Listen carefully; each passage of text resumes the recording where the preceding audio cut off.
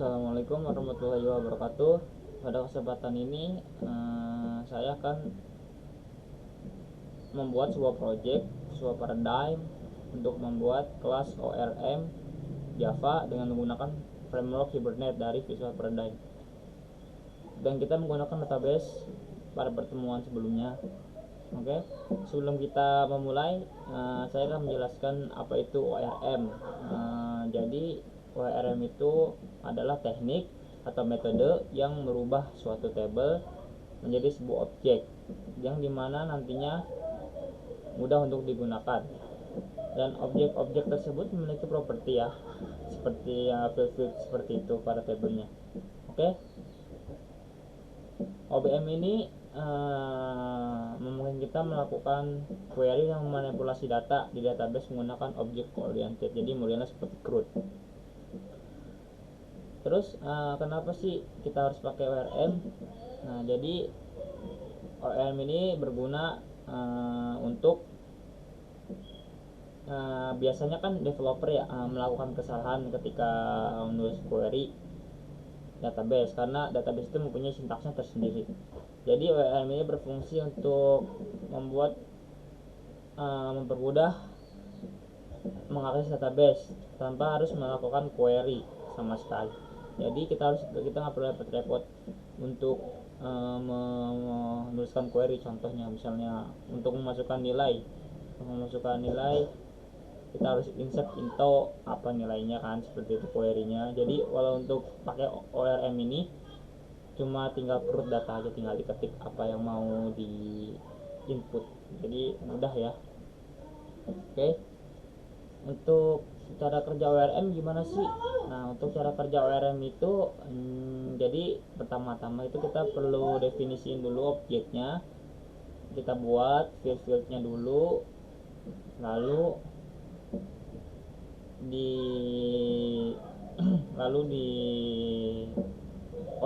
ORM kan. Contohnya kita membuat objek makanan, dan dimana fieldnya itu seperti ID makanan, nama makanan, harganya. Nah, selanjutnya objek tersebut kita gunakan untuk CRUD data. Nah, di situ pada saat CRUD datanya itu ORM yang bekerja. Oke. Untuk kelebihannya terdapat banyak fitur seperti transition, construction, pooling, migration, streams, dan sebagainya. Lalu perintah query-nya memiliki kinerja yang lebih baik daripada kita menuliskannya secara manual, jadi efisiensi waktu juga.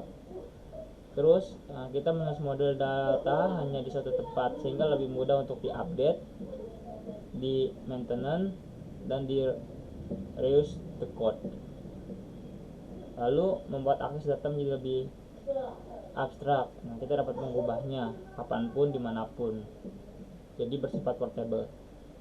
Lalu memungkinkan kita untuk memanfaatkan OOP, karena ini OOP ini pentingnya dalam suatu kerangka aplikasi. Untuk kekurangannya, konfigurasi awal ORM ini memerlukan waktu untuk mempelajarinya terlebih dahulu sebelum menggunakannya. Jadi teman-teman harus benar-benar belajar ya, supaya tidak kesulitan di konfigurasi awalnya saja. Oke, langsung aja kita ke Visual Paradigm.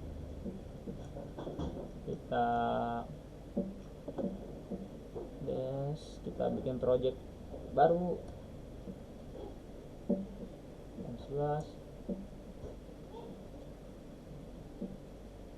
Oke, sudah. Setelah itu kita ke tools, kita ke bagian Hibernate, kita ke wizard. Oke, di sini ada pilihannya, bahasanya itu kita pakai Java, dan ini ada wizardnya. Itu kita generate dari database, kita generate dari ERD, atau kita generate dari class diagram. Oke, kita generate dari database aja ya. Oke, di sini kita pilih database-nya SQL. Kita pakai SQL, MySQL seperti yang kemarin. Oke, untuk drivernya ini saya sudah download ya, kalau teman-teman ada, jadi bisa download sendiri di sini. Oke, hostname-nya kita masih pakai localhost, portnya 3306. Database-nya saya kemarin database itu TM9A, database connection. sukses. Oke, kita next saja. Nah, ini table yang akan kita generate. Kita next saja. Oke, package-nya kita bikin sama aja TM11. Oke, kita next. Nah, untuk ini output pad-nya ya. Untuk output pad-nya teman-teman bisa di mana aja.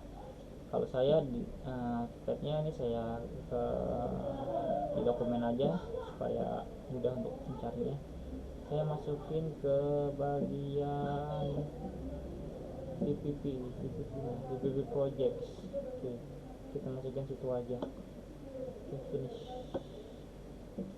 Kita waiting dulu. Tahu ya, kita menggunakan framework Hibernate ya dari Visual Paradigm langsung. Oke. Terus ini diagramnya lagi di generate.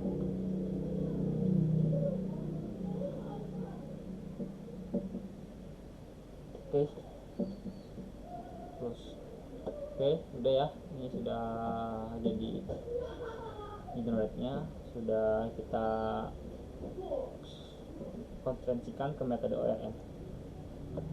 Next, coba kita cari filenya ya. Kita cari filenya. Nah, kita kan tadi nyimpennya di dokumen, lalu kita di VP project, compile.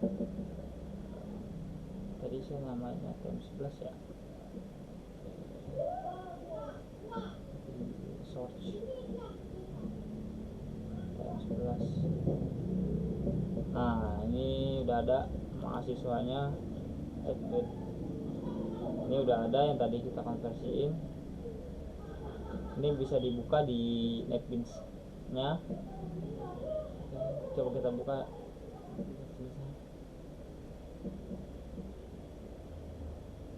Open with. Oke, kita open with. Just another application. Kita bisa buka di NetBeans atau di Sublime, di Notepad, itu semua. Log another on this PC.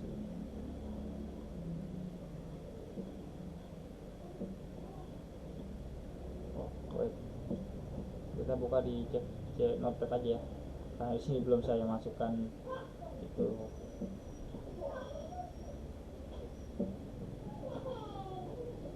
Application-nya di daftar aplikasi. Kita buka di Notepad. Sebenarnya sama, tuh kan, ini public class ini, jadi sama sintaksnya itu sintaks Java, jadi kita lebih mudah untuk menginputkan nilai-nilainya untuk memanipulasi datanya. Jadi tinggal kita pakai metode CRUD aja. Oke, sampai di sini pertemuan kita cara untuk menghibernate atau menggunakan framework Hibernate di Visual Paradigm. Kurang lebihnya saya mohon maaf. Assalamualaikum warahmatullahi wabarakatuh.